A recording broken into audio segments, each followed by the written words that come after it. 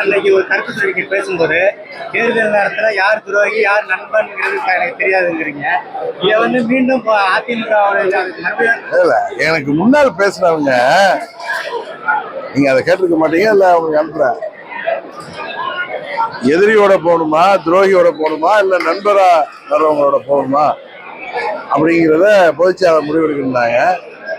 தேர்தல் நேரத்துல துரோகி எதிரி நண்பன் என்பதையெல்லாம் தாண்டி தமிழ்நாட்டு மக்களின் நலனும் அம்மா மக்கள் முன்னேற்ற கழகத்தின் நலனும் தான் முக்கியம்.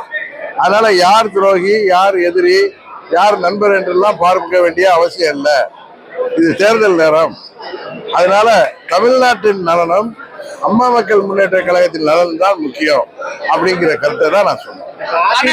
செங்கோட்டையன் டிடிவி தினகரனும் ஓபிஎஸ் அவர்களும் கூடிய விரைவில் எங்களோட கூட்டணி அமைப்பாங்க அப்படின்ற மாதிரி செங்கோட்டையன் தரப்புல கூறப்படுது. அதே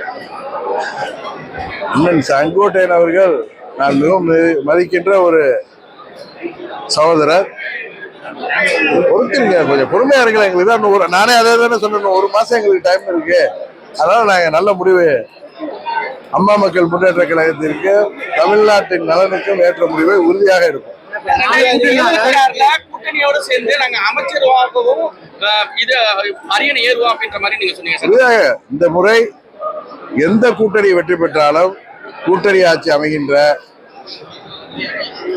ஒரு சூழ்நிலை தான் உருவாக இருக்கிறது. அந்த நாங்கள் வெற்றி பெற போகிற நாங்கள் இடம்பெறுகிற கூட்டணி தான் உறுதியாக வெற்றி பெறும். அதுல கூட்டணியில நாங்கள் அமைச்சர்களாக வருகின்ற வாய்ப்பு இருக்கிறது என்று சொன்னார்.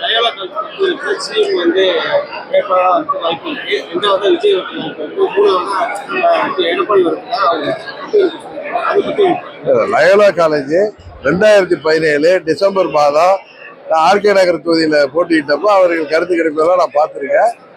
அதனால லயோலாவுடைய கருத்து கணிப்பை பற்றி நான் குறை சொல்லல, மற்ற கருத்து கணிப்புகளை பற்றி குறை சொல்லல. ஆனா 26 மே மாதம் தமிழ்நாட்டு மக்களின் கருத்து கணிப்பு என்னவென்று நீங்கள் பொறுத்திருந்து பாருங்கள். அது வரைக்கும் நீங்க பொறுமையாக இருக்கு. ஓய்வூதியம் அறிவிக்கிறாங்க, ஆனா இடைநிலை ஆசிரியர்களும் சத்துணவு பணியாளர் அங்கன்வாடி பணியாளர்கள் ஆர்ப்பாட்டம் பண்ணிருக்காங்க. கிட்டத்தட்ட ஒரு மாசத்தோட தேர்தல் அறிவிப்பு இருக்கு. ஆல்மோஸ்ட் இந்த ஆட்சி ஒரு முடிவுக்கு வருகிற நேரத்தில் எப்படியோ அரசு ஊழியர்கள் ஆசிரியர்களுக்கான ஒரு எதிர்பார்ப்பு இந்த அரசாங்கம் நிறைவேற்றிருக்கிறார்கள்.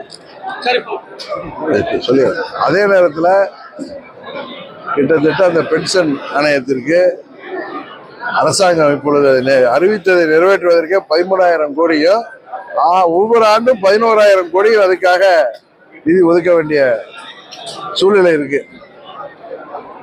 அவ்வளவு நிதியை எப்படி நிதி மேலாண்மை செய்ய போகிறார்கள் என்பது இந்த ஆட்சியாளர்கள் தொடர்ந்தாலும் சரி, புதிய ஆட்சியாளர்கள் வந்தாலும் அது எப்படி முடியும் என்பது பற்றி எனக்கு தெரியவில்லை.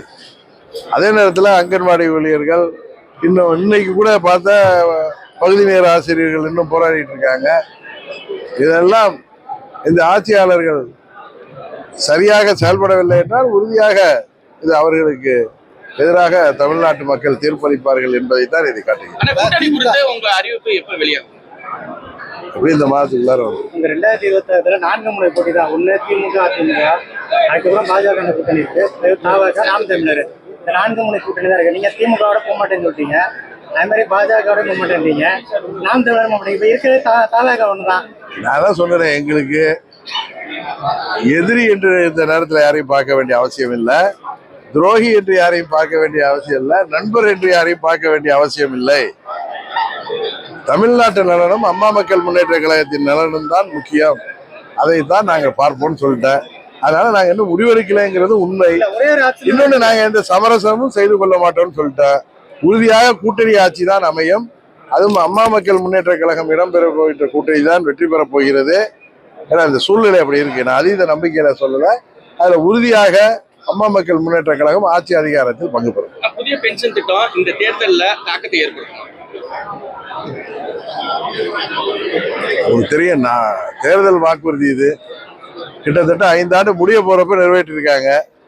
இன்னும் சொல்ல போனா எப்படியோ அவர்கள் டாக்டர் ஒரு மகிழ்ச்சியா இருக்காங்க. அதே நேரத்தில் இதை எப்படி இவர் நிறைவேற்ற போகிறார்கள்? ஏன்னா கடுமையான நிதி நெருக்கடி இருக்கு. இன்னும் சொல்ல போனா இந்த பென்ஷன் திட்டத்திற்கு உடனடியாக 13,000 கோடி தமிழ்நாடு அரசாங்கம் ஒதுக்க வேண்டியிருக்கு. தொடர்ந்து 11,000 கோடி ஒவ்வொரு ஆண்டும் ஒதுக்க வேண்டியிருக்கு. இதை எப்படி சமாளிக்க போகிறார்கள் என்பது தெரியவில்லை. எதிர்கட்சியா இருக்கும்போது 5,000 ரூபாய் கொடுக்கணும் பொங்கலுக்கு அப்படின்னாரு. வெறும் 3,000 ரூபாய் வச்சிருக்காங்க. கடந்த ஆண்டுகள் எல்லாம் கொடுக்கவே இல்லை. ஆட்சிக்கு வர்றதுக்கு முன்னாடி ஆட்சிக்கு வரணுங்கிறதா ஏதாவது பேசுவதா, ஆட்சிக்கு வந்த பிறகு மக்களை ஏமாற்றுவதும் தான் இவர்களுடைய நடவடிக்கையா இருக்கு. அதனால இதெல்லாம் மக்கள் பார்த்து கொண்டிருக்கிறார்கள். உறுதியாக அதற்கெல்லாம் தீர்ப்பை வழங்குவார்கள். அதிமுக எல்லாரும் ஒன்றிணைஞ்சு வெற்றி பெற்றலாம் அப்படின்னு சொல்லி பொதுமக்களோட கருத்தா இருக்கு. தனித்தனியா பிரிஞ்சு இருக்கிறதுனால வெற்றி வாய்ப்பு கொஞ்சம் இதா இருக்கு அப்படின்னு சொல்றாங்க பொதுமக்கள்.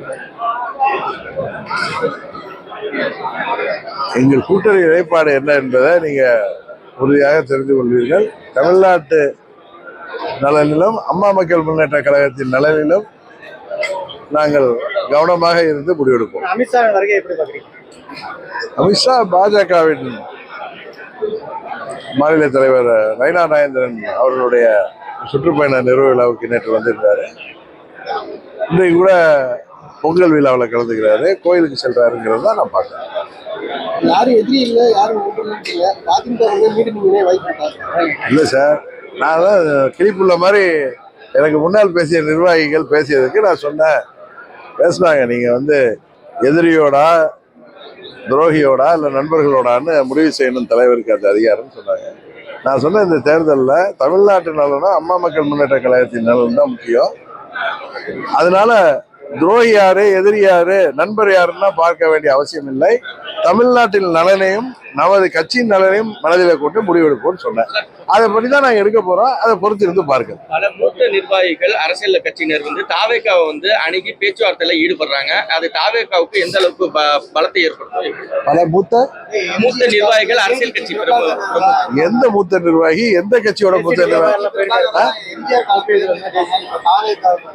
யாரு? அதனால அது அவருடைய விருப்பம். அவர் போயிருக்காரு. அதை பத்தி நான் என்ன இணைக்கப்படுவாங்க பொங்கலுக்குள்ள அப்படின்னு செங்கோட்டையன்னு சொல்லியிருக்காரு. இது எந்த அளவுக்கு பலமா இருக்கும் பலவீனமா இருக்கும்? அதை பத்தி எல்லாம் நீங்க தான் ஊடகத்தை சேர்ந்தவர்களா அரசியல் வல்லுநர்கள் தான் சொல்லணும். நான் ஒரு பார்வையாளர் எல்லாம் பார்த்துட்டு இருக்கோம். அவ்வளவு நான் தான் பல முறை சொல்லிட்டேன். இனிமேல் திரும்ப திரும்ப அந்த பதில்களை சொல்ல வேணாம். ஏன்னா எனக்கு வாய் வலிக்குது பதில் சொல்லி.